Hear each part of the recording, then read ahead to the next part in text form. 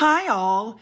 Everything in my video is pulled from the public domain, and I am using them under the Fair Use, Fair Dealings guidelines.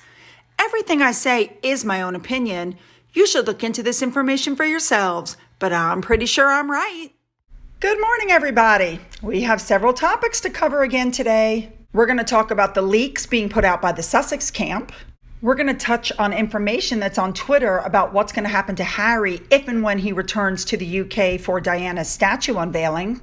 Thomas Markle gave an interview, an update on Meghan's book, The Bench, and a big Finn update. It's hilarious. Let's go.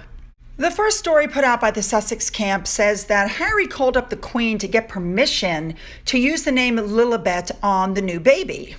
Supposedly, even though he's been trashing the family right and left, he still maintains a close relationship with her. No.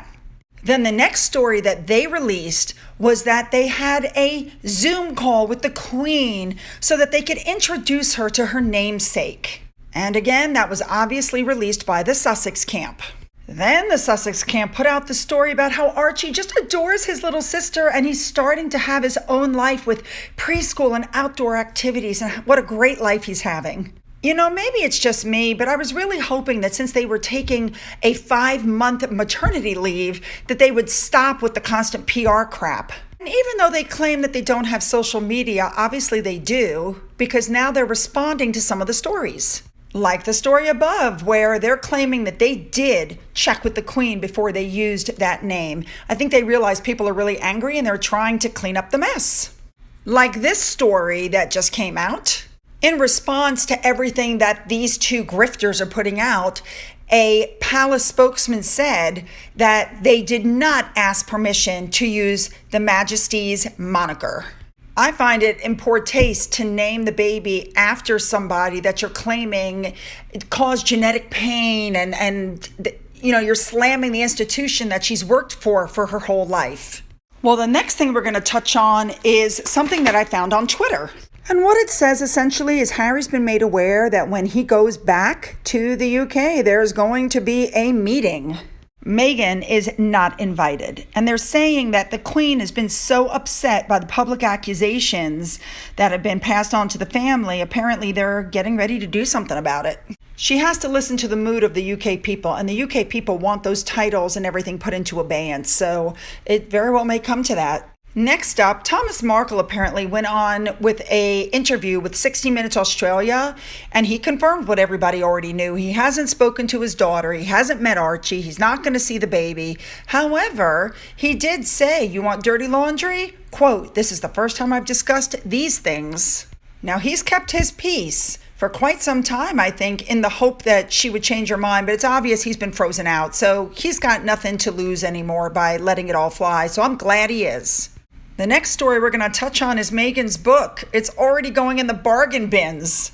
Not only did it fail to make Amazon's top 200 bestseller list on its first day, and I might add Kate's made number 2 on its first day, it came in number 60 in the children's book chart. Now, Meghan got a huge advance on this book. I wonder, since it's doing so poorly, if she has to give some of that money back. It's being panned, rightfully so. And let's not forget, this book was all for her. This was all the money was going into their pocket. I wonder if that put some people off. But this is what the news had to say. Listen to this. Well, Meghan Markle's new children's book is flopping. It has been panned by critics and has failed to land on Amazon's top 200 bestsellers list, but it was only released just yesterday. Unlucky for Meghan, though, as her sister-in-law, the Duchess of Cambridge's photography book, made the number 2 spot on Amazon on its first day back in May. Meghan's debut book, titled The Bench, tells the relationship between a father and son through the mother's eyes. The Times art editor Alex O'Connell wasn't too kind on the book and said, "The story is so lacking in action and jeopardy, you half wonder if the writing job was delegated to a piece of furniture." Overall, her book is receiving pretty mixed reviews. The London Telegraph said it was the Duchess of Sussex semi-literate vanity project. The book is the latest venture by Meghan since her and Harry stepped down from royal duties and moved to California.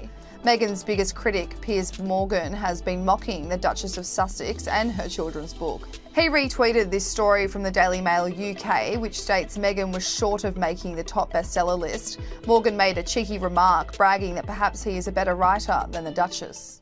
And there are comments being put online that had she not been the Duchess of Sussex, nobody in their right minds would have printed this book. That's how bad it is. Ladies and gentlemen, it is Finn update time. And as most of you know, I have 2 cats. Tigger, that you guys saw earlier, is my 15-year-old. And then I have 7-year-old Toodles. Well, Finn wanted to come down the stairs and Toodles was right there. Yeah, just watch this. Finn? Finn? Hey, Toodles. Finn? Come on, you can get past the cat. Come on. Come on. It's just a kitty cat. It's just a little kitty cat. Come on. Come on, Finn. Come on, Finn.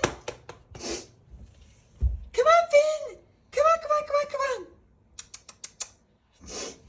Finn, it's just a little, look, it's just a little kitty cat. Come on. Are you afraid of Toodles? Are you afraid of Toodles? Come on, don't be afraid of the cat. Listen, cat's purring. You hear that? Okay, come on. Come on, come on, come on, come on, come on, come on. You can make it. Oh! Run, run, run, run, run, run, run. So, a lot of information to cover there. You know how I love reading your comments, so don't forget to comment below. Don't forget to follow me on Twitter. Don't forget you can email me. I appreciate all the emails and info you guys are sending me. Don't forget about that coffee fund. And as always, you guys have a great day.